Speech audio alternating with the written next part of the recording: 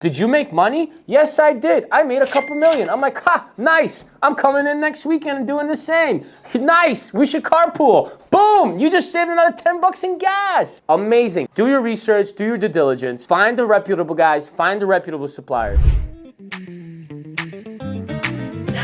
find, the place to find something nice every time. Welcome to the channel on making money and flipping pallets, baby. No. Sorry, Look, I'm all over the place today. Since I just got that out of my system, bear down, the Bears are playing, it's Monday Night Football time. We're still here shooting some videos. So let's get straight to the point, get this over done quickly so we can go watch some football. First things first, don't forget to like, share, and subscribe. All right, so you're looking for a side hustle, you're looking for a way to make some cash on the side, you're looking for a side gig, a job, a full-time job, a new business idea, and you stumbled across flipping pallets. So I'd like to welcome you to the Damian Pollock tutorial and the Nice Find special on how to make some money by purchasing pallets from wholesalers like us and turning them into healthy profits, to say the least. Your number one step into getting into this business is finding reliable sources, right? And I know, I get it. Easier said than done, Damian. It's not that easy finding reliable sources for profitable pallets. Well, this is exactly where our friends at Liquidation Map come in, because they put together a map of liquidators all over the United States. So there will be a link popping up. It's called liquidationmap.com. They pretty much type in your zip code, and in the vicinity of your zip code, you will get your closest wholesalers and liquidators to you. So that will help you in your search for a quality supplier. That's one. Two, jump on Facebook, join the liquidation Facebook groups. There's a couple of them linked in our description. There's a couple that we run ourselves that will help you find those suppliers. There is tons and tons of warehouses, bin stores, and liquidation businesses that are able to flip you a couple pallets on the side so you can begin your money-making journey. Step two, once you find a location where you're gonna be purchasing your pallets, most important thing to look into after you find that spot that you're gonna buy it from is do your due diligence on their payment methods, on their pickup schedules, on their hours, on their contacts. Try to get in contact with somebody and ask those questions. Hey, do you guys accept card? Hey, do you accept cash? Do you take check? Is it wire only? Do I need to pay in Bitcoin? There's a bunch of different payment methods nowadays that you'd be surprised how some people take and some people don't. There's plenty of pallet houses that don't take cash. There's plenty of them that don't take credit card. You don't want to, drive for an hour or 2 hours, make that selection, find the perfect pallet, try to purchase it, and it turns out you don't have the right payment method, right? So now, them not knowing you and you not knowing how this works pretty much caused you the deal, right? Because now you're gonna go find the nearest bank or vice versa, whatever, drive back home to get a credit card, and that pallet might be bought up by somebody else while you were gone. So don't do that. Do your due diligence, do your research, get in contact with the supplier, see what kind of payment methods they accept, and see what kind of pickup hours they have, and maybe they have pickup restrictions. Maybe you can't pick up on the spot. Maybe you have to make a pickup appointment for a few days later. That will all go far in your profitability journey. And stay with me here because I'm gonna get a little bit more into depth in that on the next step right here. So after you find your supplier and the location that you wanna purchase from, and you've done all the due diligence, you know their payment methods, you know their pickup rules, you know everything about how they conduct business, your next step is to come up with a game plan of how you are gonna be selling the merchandise that you're about to be purchasing. A lot of people come to pallet houses without a game plan. And the reason we're shooting this video is because we actually had a pallet sale last Saturday, and I found myself to be repeating the same message to 30, 40, buyers all day long, which I have no problem in doing. I really, we do this YouTube thing to educate the public and just kind of get our knowledge out there. A lot of people, what I've realized, the most common thing was people did not have a game plan coming in here. You need to know what you're looking for, and you need to know how you're going to sell it before you go out and buy it. Like I said, thousands and hundreds of times before on this channel, the money is made on the buy. It could be a very, very profitable pallet, but let's say it's only profitable if you can sell it on Amazon FBA. But your account is actually restricted in that category, and you can't get unrestricted unless you pay $4,000 to get it unrestricted or whatever the story might be. That pallet that could have made you $600 just turned into a $2,400 loss. Yeah, having a game plan is super important, because if your plan is to sell, let's say, you know, hey, I don't want to meet up with randoms in public. I don't want to do any sort of meetups. I want to ship everything. And I just want this to be done distanced from me and my home as possible. And I'm just going to be shipping and selling online, right? Well, you probably shouldn't be buying a pallet of mini fridges. You should be looking for small things, right? So this is exactly what I mean. Before you go into a pallet purchase, before you arrive at that pallet house, have a general game plan of how you're going to sell these items. If you're dead set center on just, hey, I'm gonna sell on eBay, then you should be looking at small items. You should be looking at, you know, Amazon high piece count, CVS, Walgreens, those little small health and beauty items that sell for $19.99 and ship for $3, right? Those are the type of items that you're looking for, right? Maybe video games, maybe electronics, but everything, you know, in that shoebox size or smaller, so you're not paying, you know, $80 to ship it type of ordeal, right? Mini fridges, if you went in and bought mini fridges and you actually don't want to sell in person, you're going to lose your ass. And I'm sorry, but that's just what it's going to be. And it's going to be nobody else's fault but yours, because you didn't have a game plan and you didn't stick to it when you've made that purchase, right? So yes, maybe it was a good deal, but it wasn't a good deal for you. You have to figure out what works for you and for your business in order for it to be considered a good buy. Another example is, what if you do not want to do anything with eBay? You hate eBay, you hate Amazon, you hate Shopify, you hate Mercari, you hate Poshmark, you hate all of those online platforms. All you would like to do is be that old school hustler, you know, hey, I'm just gonna buy this stuff and I'm gonna sell it on Facebook Marketplace, Craigslist, and OfferUp, right? My thing is, I'm gonna just be selling in person. I like cold hard cash.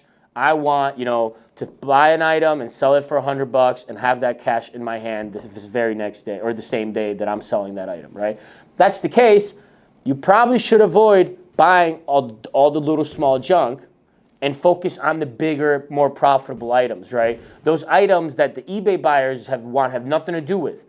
The mini fridges, the microwaves, the couches from Costco, the lawn chairs, the lawn equipment, the umbrellas, the rugs, the bigger things that are not worth shipping. That should be your niche, and that should be in your game plan when you're going into a pallet purchase.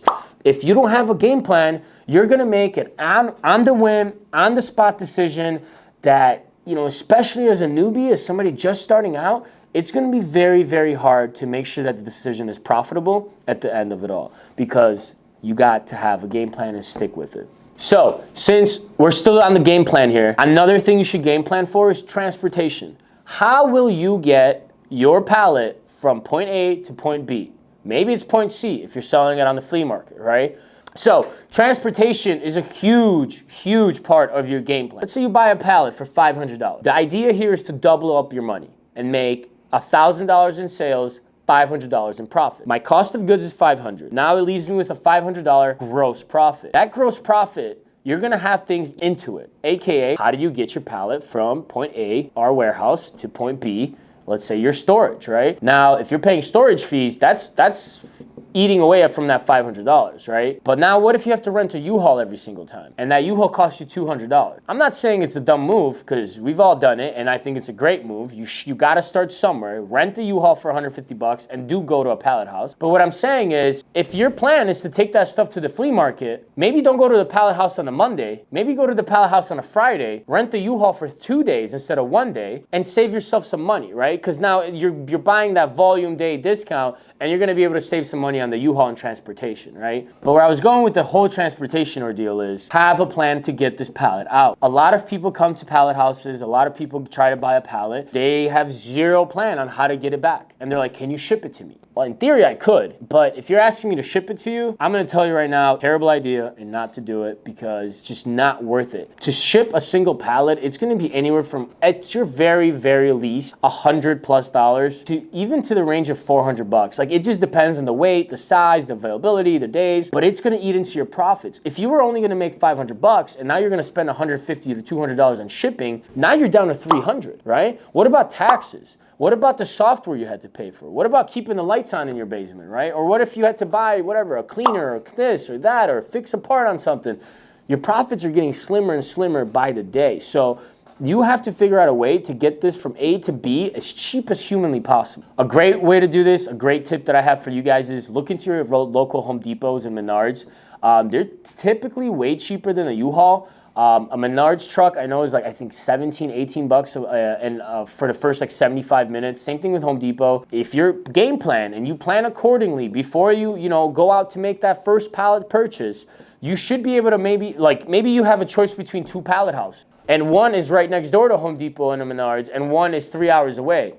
I'd probably go to the one with Menards and Home Depot right next to it just because I know that transportation is there for 17 bucks for 75 minutes instead of me renting a U-Haul for all day, driving for 3 hours, paying in gas, coming back. The ones that are kind of winging it and just coming in here thinking they're going to quadruple and triple their money on a measly investment and, hoping for the best, probably going to fail sooner rather than later. Quick tip on how to save money on shipping a pallet back that you just purchased at a pallet house. Bring a friend, and instead of renting a U-Haul or a Menards or Home Depot truck 2 ways, you grab a friend, they drive in your car, and when you do decide to purchase that pallet, you go to the Home Depot next door and you grab the car and you only go one way. This is great because not only does it save you money on not making the double trip and gas and hours, also it allows you the freedom to say, you know what? There wasn't many good pallets today. There wasn't anything I liked. I don't have to buy the pallet because I don't have that truck outside waiting for me. So you know what? Maybe my best bet is to just pass and wait till next week or when the next truck arrives. A game plan, guys, will help you choose the right pallet with the right products for the right business that you're trying to run. So make sure that every time you go into a pallet house or into buying a pallet or liquidation return pallet, Gaylord, whatever you want to call it, you have a game plan, you have a solid plan, and ready to execute. Next thing, when you arrive at the pallet house, you should have all of the major pallet or major retailers' apps on your phone. So on my phone, since I've been in this business for quite some time now, I have the Home Depot app, I have the Target app, I have the Amazon app, I have the Google Shopping Lens, I have the Mercari app, I have the eBay app. Like, I don't use any of these other than scanning products. Like, do you think I walk around Home Depot and I'm like, I wonder where their extension cords are? No, you ask the first fool that's walking around, he'll show you. But that's what I mean. You need an app to scan the barcodes, right? The barcodes are going to tell you the retail value of the pallet. And this is what leads me to the very, very gold of the goldest gold, the nuggets that I have for you guys today. You want to purchase a pallet that you can see the break-even value right off the top of it. Like, maybe it's the side or whatever, it depends how it's wrapped, right? But you know what I mean. You got to see the break-even value. So that's where your apps are going to come in handy. I'm going to hit those pallets. A lot of people look for color. A lot of people look for that, yada, yada. Everybody has their own strategy. Numbers don't lie. What I know is if I can find the items that are going to make that pallet for sure pay itself back, right? So, I'm walking around, I look at the pallet, nobody's looking at that one because it's all brown boxes. It looks a little shitty and beat up, but whatever. I'm going to go over there because I have my apps, because I listen to Damien, and I'm going to go scan the barcodes. I scan the barcodes and I'm like, oh, damn. That's a power washer for $1,200 and they're only asking $600 for the pallet. Well, shit, if I sell it at 50% of retail, I can make $600. So whatever else is on that pallet is gravy. It's free. It's the cherry on top, right? So my break-even point is already there. I know it. And obviously it's a gamble because that item might not work or it's damaged, right? But I mean, the gamble is far less than you just going off colors and which pallet look pretty, right? Because there's a lot of pallet houses and people selling return pallets that are literally just making them look good, guys. So follow your instincts and follow the numbers. The numbers don't lie. If you can go up to a pallet and scan it with 3-4 different apps, get the retail value of those, bigger couple of items that are showing, and you can kind of inspect it, to see if it's not too beat up and the box is in good condition and kind of realize why it got liquidated in the first place, you can kind of find that value and the break-even point of that pallet before anyone else will, just because you have that right apps. So that's the pro tip of the day for sure. All right, guys, hopefully you've learned something here today. I know, I'm in a hurry, all right? Trying to get to this Bears game. We got about 15 minutes before it starts, and I'm trying to drive home ASAP so Connor can let me go, but whatever, that's a side spiel. Before you buy your first liquidation pallet, do your due diligence, do your research, okay?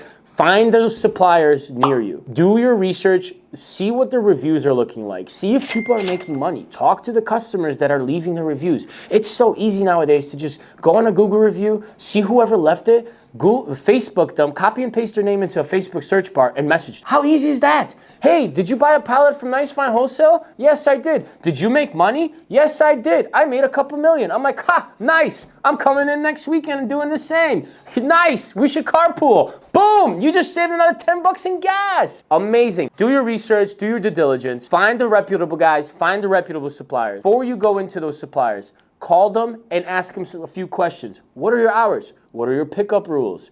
Can I come with my own truck? Do you guys ship if I can't pick up? Do you guys accept cash, credit, card, wire, Bitcoin, Ethereum, whatever the hell you want to, however you want to pay?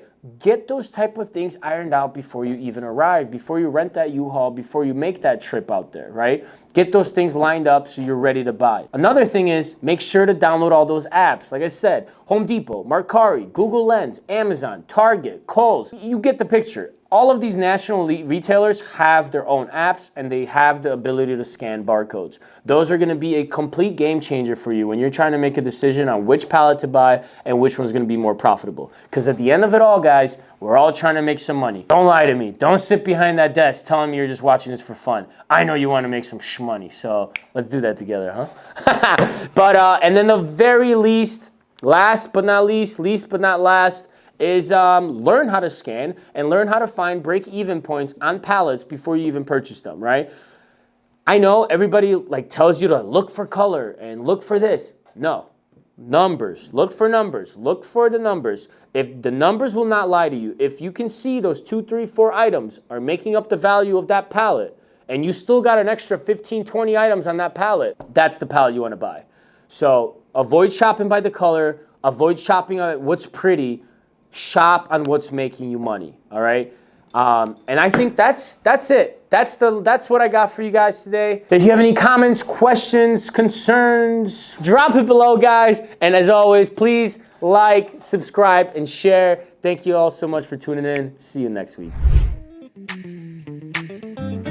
Nice find, the place to find something nice every time. Oh yeah, bear down, baby! Woo!